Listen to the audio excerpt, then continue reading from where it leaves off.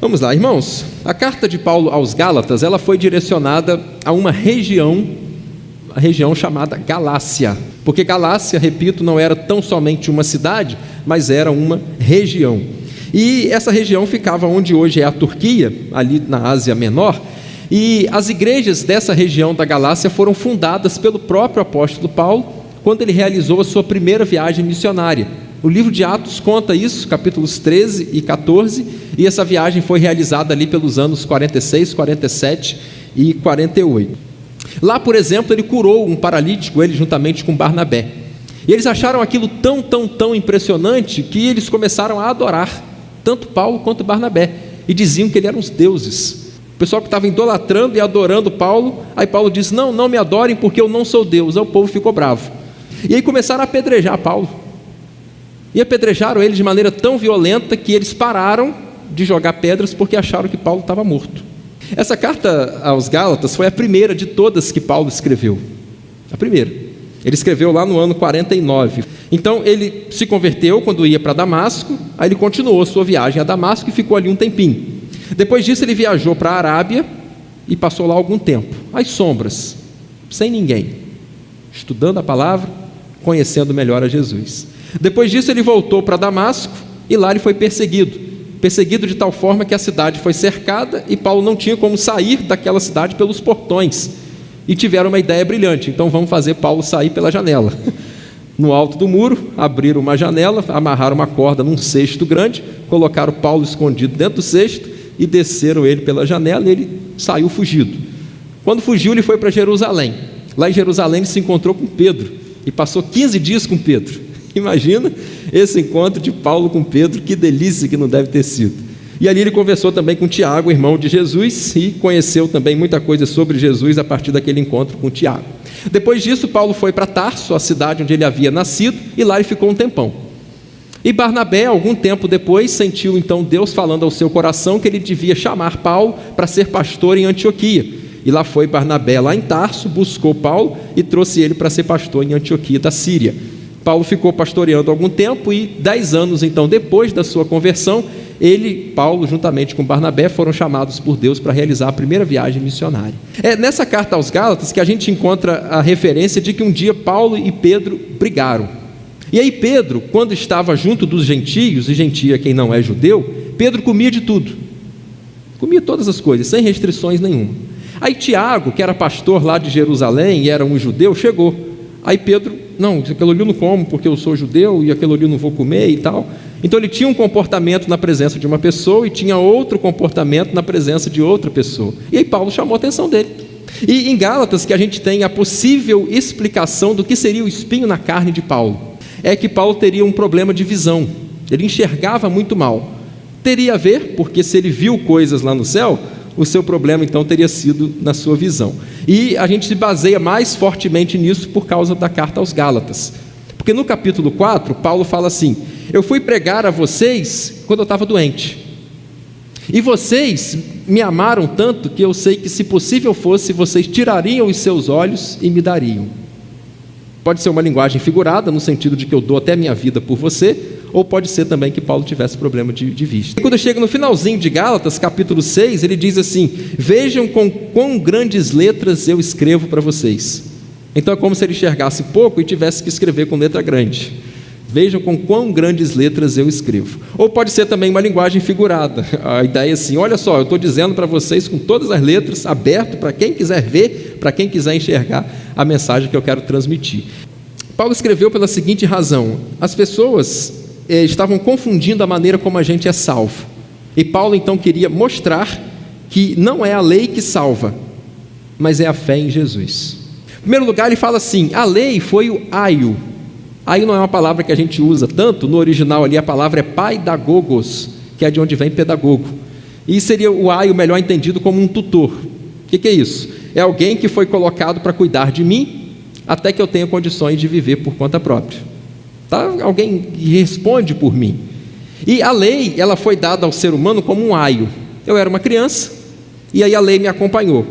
A lei me acompanhou, até o momento que Cristo veio. Depois que Cristo veio, a lei não precisa mais ser cumprida, porque a lei me conduziu até Cristo. Agora eu não preciso mais. Outro exemplo que Paulo usa de maneira linda é o exemplo de Abraão. Ele fala assim: Abraão foi salvo, não foi? Foi. Ele é chamado de amigo de Deus, ele é o pai da fé, ele foi salvo. E aí Paulo diz: pois é, Abraão é ano 2000 antes de Cristo, e a lei só foi dada por Moisés 600 anos depois, no ano 1400 antes de Cristo. Se Abraão foi salvo antes da lei, é lógico que não é a lei que salva, é a fé. Ele diz ainda, citando o exemplo das esposas de Abraão, que Abraão teve um filho com Agar, que era uma escrava. Esse filho foi Ismael. E depois ele teve um filho com Sara, que foi o Isaque. E aí Paulo diz o seguinte: olha, Agar era uma escrava, e ela teve um filho de modo natural. Sara era livre, e ela teve um filho da promessa. Nós somos descendentes de Abraão não pelo filho da escrava, nós somos descendentes de Abraão pelo filho da livre. Nós não somos descendentes de Ismael, nós somos descendentes de Isaque. Portanto, nós não somos filhos da escrava, então a gente não tem que viver escravo da lei. Nós somos filhos da livre, porque nós somos filhos da promessa e nós nascemos na família de Abraão por meio da fé. Então Paulo explica isso tudo de modo brilhante. Não é pelas obras, é pela fé. Não é por aquilo que eu faço, é por aquilo que ele já fez. A primeira delas, Paulo faz a validação dele como apóstolo, o apóstolo da liberdade e o apóstolo da fé. A segunda parte, os capítulos, melhor dizendo, de 3 a 4, nós vemos a justificativa dessa doutrina da liberdade e da fé, que é quando ele explica o que eu comentei há pouco.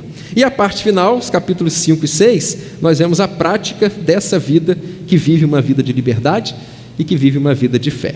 O primeiro, capítulo 1, versículo 8, em que eu aplico a verdade de que a gente precisa ter convicção da nossa fé. O que aconteceu? Paulo foi lá e pregou o evangelho. Só que os Gálatas, eles se desviaram da fé muito rapidinho. E aí Paulo é incisivo, Paulo é categórico, Paulo é incrível, quando ele afirma nesse texto: deixa eu dizer uma verdade para vocês. Se eu um dia for a vocês de novo pregar, e eu começar a falar uma coisa diferente da que eu já preguei, desconsidero. E digo mais, se um anjo aparecer... Se aparecer um anjo na sua frente e apresentar para você alguma coisa diferente da que eu falei, aquilo é maldição, desconsidera. Eu tenho que abraçar o evangelho, eu tenho que abrigar o evangelho na íntegra no meu coração, e eu não vou largar ele por nada e nem por ninguém, nem por um anjo, eu largo esse evangelho. Você está nessa também? Outra coisa que é dita aqui, que Gálatas nos ensina tanto, é em relação às obras da carne e o fruto do Espírito. É o famoso trecho lá do capítulo 5, em que a verdade é a seguinte: eu e você temos a nossa carne, que é a nossa natureza pecaminosa. Todos nós temos, herdamos de Adão. E a natureza pecaminosa, como a gente chama, o pecado original, que todo mundo tem um pouquinho, é a inclinação natural que a gente tem para fazer o que é errado. Só que isso eu tive quando eu nasci da carne, quando eu nasci da minha mãe, há alguns anos. Você também. Só que um dia eu nasci de novo, você também. E quando a gente nasceu de novo, a gente passa a ter uma nova natureza, é a natureza espiritual, e o Espírito Santo passou a morar dentro da gente. Só que a minha carne não morreu ainda, então eu tenho uma natureza má, uma natureza pecaminosa que eu tenho por ser humano. Quando eu nasci de novo, eu passei a ter uma outra natureza que não anulou a primeira. E Paulo apresenta essas duas listas, então, obras da carne no plural, fruto do Espírito no singular, e elas estão brigando. E quem que vai vencer essa guerra? Quem eu escolher que vai vencer. A gente tem que vencer as obras da carne, porque o lindo Gálatas 2:20 diz: eu já estou crucificado com Cristo. E essa vida que agora eu vivo na carne, eu vivo ela na fé no Filho de Deus, que me amou e se entregou a si mesmo por mim. Gálatas 6:7, ele diz assim: cuidado, de Deus ninguém zomba, porque tudo que o homem plantar, isso ele vai colher. E como é bom quando Deus nos dá um castigo por causa do nosso pecado, porque só aí a gente vai frear, só aí a gente vai parar. Você imagina na rua, no trânsito, numa estrada, tem lá a placa lá que a velocidade é 50 km. Tem a placa, tem um aviso. E que negócio de 50 km? Eu vou a 70, eu vou a 80, eu vou a 90, até o dia que eu for multado. O dia que chegar a multa lá, que eu passei a não sei quanto lá, que não era permitido, eu nunca mais vou passar correndo naquele radar. Mas por que eu parei? Porque eu fui punido. Porque se eu não tivesse sido punido, eu ia continuar infringindo a lei. A gente é assim. A gente vai num restaurante, né? E aí você pede lá tudo que você quer e esbanja, eu quero aquela sobremesa, eu quero aquela carne, eu quero aquele suco, e eu quero aquele negócio, e come à vontade. Beleza, meu irmão, fica à vontade. Mas antes de sair, tem que pagar a conta, cara. Paulo diz aqui: quem semeia na carne vai colher morte, quem semeia no Espírito vai colher vida e paz. Vamos plantar no Espírito, para a gente colher coisa boa. E a outra coisa que eu destaco aqui, de Gálatas, capítulo 6, versículo 17, Paulo diz assim: ninguém mais vai me importunar, porque eu trago em meu corpo as marcas de Cristo. Paulo tinha o seu corpo todo marcado, apedrejamento pelo menos 3, e devia ter hematomas no corpo. Costas, feridas por pelo menos 5 sessões de açoites, 3 fustigações com varas, socos, espancamentos. As costas eram todas cicatrizadas, braço, perna, bem possivelmente. E ele fala: eu trago em meu corpo as marcas de Cristo. Está aqui. E todo mundo que olhar para mim vai ver que eu tenho uma relação com Cristo. E aí eu e você, nós precisamos ter também em nosso corpo, ou em mais do que o corpo, marcas de Cristo. A minha mente precisa estar marcada de Cristo. O meu coração precisa ter um monte de marca de Cristo. As minhas mãos precisam ter marcas de Cristo. Os meus pés precisam ter marcas de Cristo. Os meus olhos, minha boca, meus ouvidos. O meu corpo todo tem que ter marca de Cristo. E eu destaco que aqui em Gálatas, Jesus é apresentado como libertador. O libertador. Por quê? Porque eu era escravo antes. E Jesus disse que todo aquele que comete pecado, ele se torna escravo do pecado. E eu vivia no pecado, vivia preso, amarrado naquilo ali. E aí um dia Jesus se manifestou e me libertou. E uma vez, por um descuido nosso, a porta da gaiola ficou aberta. Dormiu aberta. Tinham 2 naquela ocasião. E quando a gente acordou no outro dia, a gente olhou assim e tal, estou vendo uma.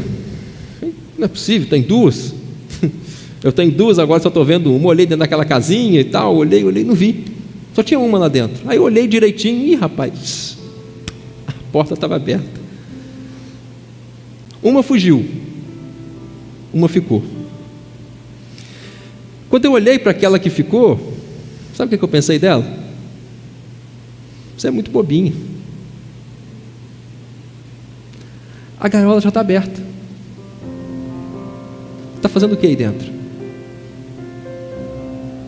Alguém já abriu a porta para você. Foge.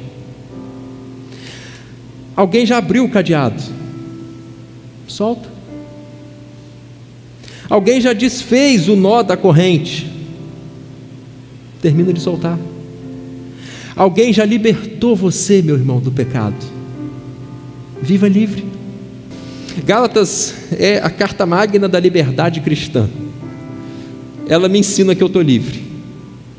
Ela me ensina que eu estou livre não porque eu era forte, porque eu me soltei, porque eu paguei para isso, mas porque alguém me soltou, porque alguém me libertou, porque alguém pagou para eu estar livre, porque Jesus me libertou.